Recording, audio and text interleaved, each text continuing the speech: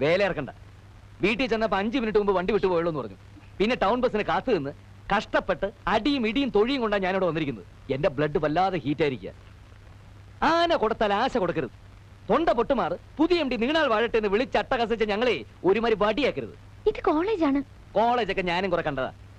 എന്താ മീര, ആരെയാണ് അത്? ഞാൻ ആരാണെന്നേ പിന്നീട് പത്രത്തിൽ ഒരു പരസ്യം ചെയ്യുന്നുണ്ട്, അപ്പൊ മനസ്സിലാക്കിയ പോരെ. കൂടുതലൊന്നും പറയുന്നില്ല. ഇത് ഞങ്ങൾ 5 പേരെ സ്ഥിരപ്പെടുത്താൻ വേണ്ടി മാനേജർക്കുള്ള കത്ത. ഇതിലൊന്ന് പേരെഴുതി ഒപ്പിട്ടെ.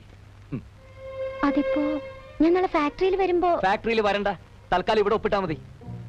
എന്താ മീര പ്രശ്നം? ഇയാളെ ബ്ലാക്ക്മെയിൽ ചെയ്യാൻ ശ്രമിക്കാണോ? ബ്ലാക്ക്മെയിൽ ചെയ്താൽ തന്നെ എന്ത് ചെയ്യും? ഒരുമാതിരി ബസ് സ്റ്റോപ്പിൽ പഞ്ചരടിക്ക് നിൽക്കുന്ന പൂവാലന്മാരോട് പെരുമാറുന്ന പോലെ എന്നോട് പെരുമാറിയുണ്ടല്ലോ. അടിച്ചു മുക്കിനെ ഷേപ്പ് ചെയ്യാൻ പറ്റും. ഒപ്പിടം. തന്ന വാക്ക് പാലിക്കാൻ മാത്രമല്ലേ ഞാൻ പറഞ്ഞോളൂ. നേരം പോകുന്നു.